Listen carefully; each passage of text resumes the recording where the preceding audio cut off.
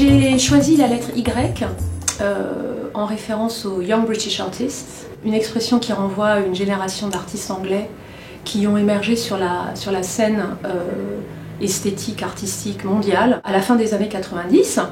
Et j'ai choisi de vous parler de cette génération d'artistes, de ces Young British Artists, de ces YBAs, comme on les appelle désormais, parce qu'ils ont vraiment été essentiels pour repenser une certaine économie de l'art contemporain, à la fois une économie au sens financier du terme.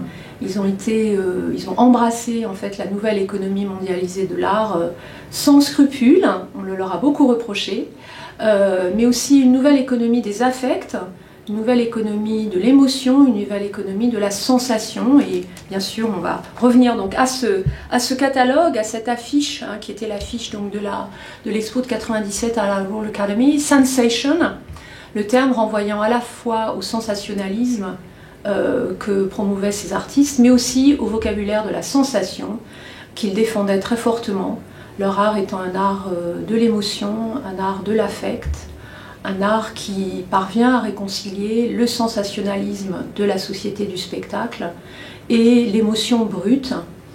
Et on peut en cela les replacer plus largement dans une grande tradition britannique qui est la tradition empiriste.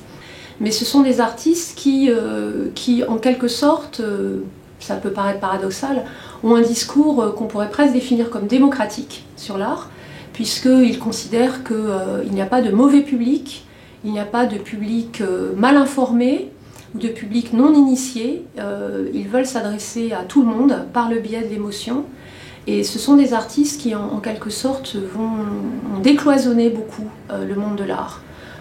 On peut sans doute en particulier se souvenir parmi leurs œuvres majeures de l'œuvre My Bed de Tracey Emin, qui est une œuvre dans laquelle, en tout cas c'est ce qu'elle raconte, elle se contente entre guillemets d'exposer son lit avec ses draps sales, et sa vie autour. Nombre d'historiens de l'art considèrent que c'est en fait une variation sur le motif et sur le genre de l'autoportrait. L'autre œuvre, évidemment, qui est absolument fondamentale, c'est For the Love of God de Damien Hirst, le crâne couvert de plus de 8000 diamants, qui reste à ce jour l'œuvre contemporaine la plus chère, puisqu'elle a été adjugée, ou elle avait été estimée 50 millions de livres sterling.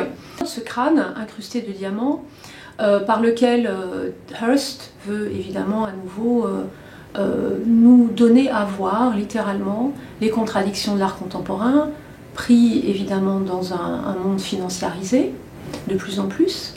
C'est une œuvre qui est un concept, mais c'est une œuvre qu'il faut lire comme une allégorie, bien sûr, du double sens, du double jeu de l'art.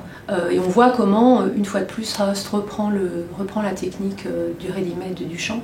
Une œuvre sans valeur, mais une œuvre inestimable parce que le marché l'intronise comme œuvre d'art.